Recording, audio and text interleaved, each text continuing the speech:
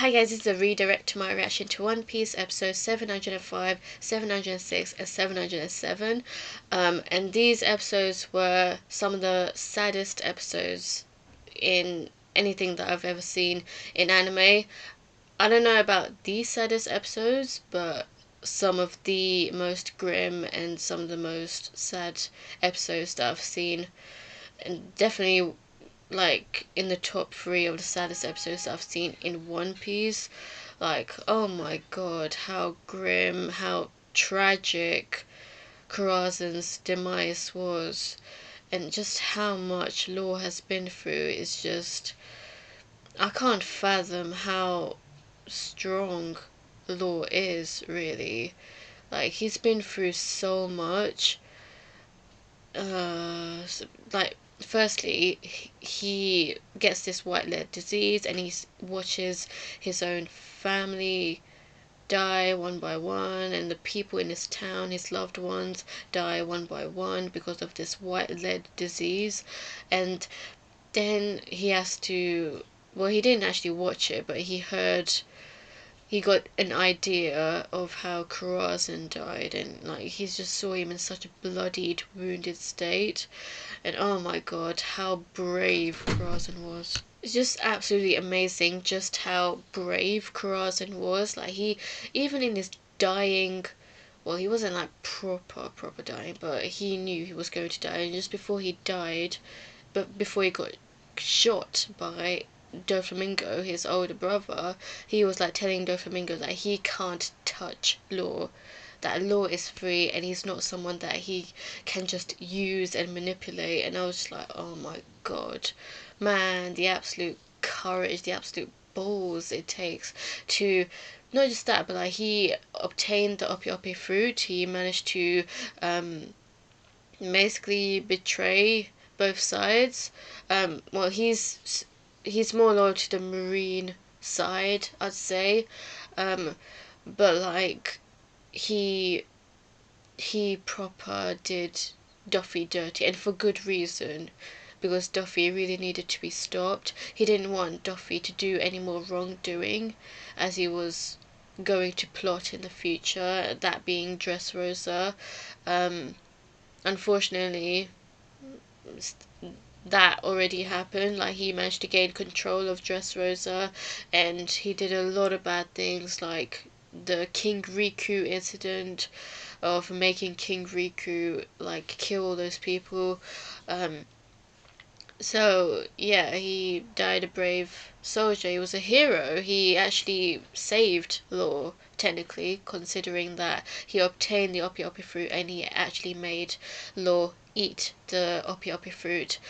He still could not figure out how he could actually operate and cure himself, but obviously when he did get the education, he was able to do that, because you know he's alive and in the present events.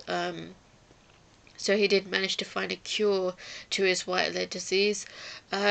So yeah, it was so sad just seeing Corazon get beaten up like that. So Vergo was the first one to read the letter. So basically, Corazon, he wanted Law to give the letter to the Navy, but Law did not know that Vergo was like one of Doflamingo's most loyal subordinates. So he got a hold of the letter and he read it, and he found out that Corazon was actually going to betray Doflamingo, and so Vergo, he went into Armament Haki and beat the shit out of Corazon, and Law, he couldn't do anything. He couldn't use his ability. He didn't know how to. So that was unfortunate. Very unfortunate incident. Corazon, he did manage to escape, but then he got beaten up by the Donquixote family members, and then finally got shot by Doflamingo. So, oh man, it was so hard to watch all of that. Seriously, like, he was such a nice man. He really loved Law. He treated him like as if he was his son, like he was his own child, and the way he just went was just, and he didn't even get a proper burial. He was just covered in the snow when he died. Oh man. uh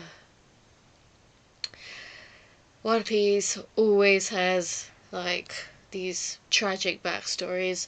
You guys probably expected me to like cry my eyes out, but because I've watched so many tragic backstories, because I've been doing reactions for like 3 years now, so it's still really, really sad. And I was actually quite teary at the end of the second episode, but like you get kind of numb to it, because especially considering that we already knew that he was going to die, so I was getting that expectation of something really, really bad happening anyway, because he died, like they already mentioned it. um so yeah, it wasn't like a total like surprise or shock. um but yeah, very intense, dramatic backstory. And then it goes back to the current fight between Doflamingo and Law. Fake Doflamingo against Luffy, and he's also controlling Bellamy to fight Luffy. So I thought that was fucked up. So yeah, that's still going on. I was surprised to see that Doflamingo was using rainbow strings all of a sudden against Law in the current fight. Like, I did not see that before in any previous episode, so I don't know if I've missed something or if he's just using that suddenly. And I don't know how, like, if that's stronger than his normal strings, because it seems to do like the same kind of thing. Um, Correct me if I'm wrong. But yeah, just an observation. What do you think of this episode? Let me know and stay tuned for more.